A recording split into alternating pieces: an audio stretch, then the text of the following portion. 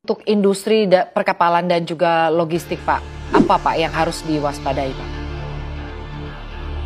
Iya, untuk logistik terutama di proses distribusi ya, ini perlu menjadi kewaspadaan kelancaran distribusi baik itu darat, laut, udara, karena tentu kalau proses distribusi kan sangat terpengaruh sama kondisi cuaca di jalan ya. Ini yang kami juga memberikan informasi kapan waktu-waktu yang memang ideal untuk melakukan proses distribusi logistik gitu ya.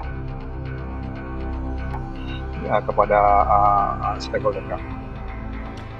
Baik, Pak Fahri, lalu jika kita bicara mengenai intensitas 100 mm ini Pak, apa saja yang bisa dilakukan terhadap cuaca ekstrim ini terutama untuk masyarakat perkotaan ya Pak? Karena kalau kita perhatikan jika hujannya terus-menerus terjadi artinya ada potensi banjir Pak Fahri.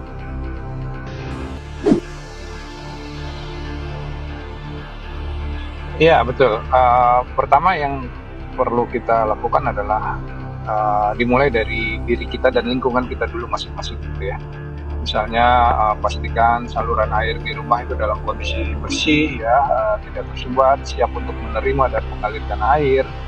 Kemudian dalam skala yang lebih luas, pemerintah baik pusat maupun daerah memastikan sungai-sungai, saluran air itu siap juga untuk menerima dan mengalirkan air tidak tersumbat. Dan yang gak kalah penting, dari diri kita masing-masing juga bisa kita mulai dengan tidak membuang sampah sembarangan. Itu langkah kecil yang sangat berarti.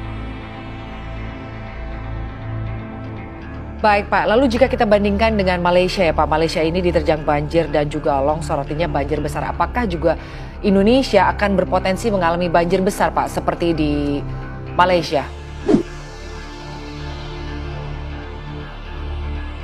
Ya, kalau kita bicara banjir tentu yang perlu kita pahami, curah hujan bukan satu-satunya faktor penyebab banjir ya, banyak faktor lain, daya dukung lingkungan dan lain-lain. Tapi kalau dilihat dari sisi jumlah curah hujannya, yang tadi saya sampaikan bisa mencapai 100 mm dalam satu hari atau lebih, itu berpotensi untuk menimbulkan banjir dan juga longsor.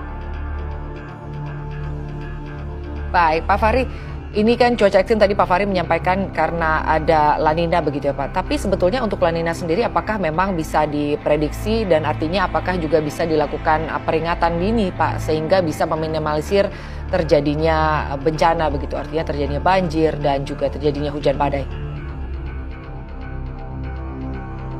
La Nina salah satu faktornya ya, itu yang dalam skala global. Tadi yang dalam skala regional, skala lokal, seperti adanya monsun, adanya gelombang atmosfer, adanya daerah pertemuan angin, itu semua berkombinasi menyebabkan terjadinya kondisi cuaca ekstrim. Nah, La Nina udah kita deteksi dari tahun lalu. Dari September tahun lalu 2021 sudah kami infokan bahwa tahun ini akan curah hujannya akan meningkat karena adanya periode La Nina, dan itu sudah kita berikan peringatan dininya dari tahun lalu September 2021. Baik. Pak, untuk di Eropa sendiri Pak, untuk saat ini Eropa kan sedang mengalami musim dingin yang memang juga cukup ekstrim. Apakah ini juga nanti akan bisa berdampak Pak ke wilayah Asia, utamanya Indonesia, Pak Fahri? Ya, di permukaan bumi ini kan tiap zona lintang itu punya karakteristik iklimnya yang berbeda-beda. Di Indonesia, di daerah lintang rendah, daerah tropis, tentu pola iklimnya berbeda, dua musim. Dan negara Eropa yang daerah lintang menengah dan lintang tinggi itu juga berbeda, punya 4 musim, dan sirkulasi anginnya itu pun berbeda gitu ya.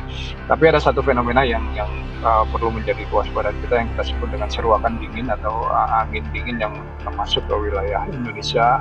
Kita sebut dengan cold surge atau seruakan dingin itu dari daratan Siberia menuju ke ekuator. Nah, ini menjadi indikator penyebab terjadinya cuaca ekstrim juga di Indonesia. Ini biasanya variasinya antara 2 mingguan ya, itu kita pantau terus. Kalau ada itu maka potensi hujan akan meningkat. Saat ini kami melihat memang ada potensi saat adanya seruakan dingin dari utara dari Siberia yang mempengaruhi pertumbuhan awan-awan di Indonesia.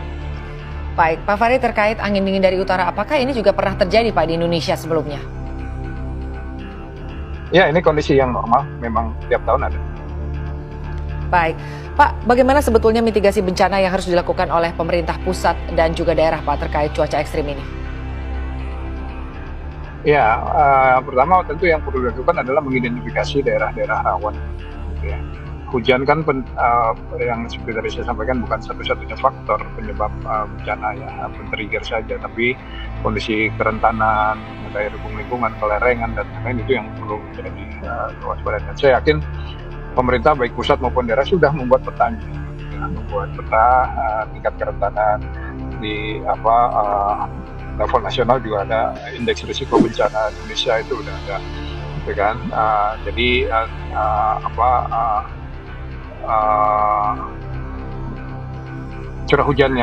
informasi curah hujan yang kami berikan itu sebagai pelengkap dari informasi kerentanan yang sudah ada.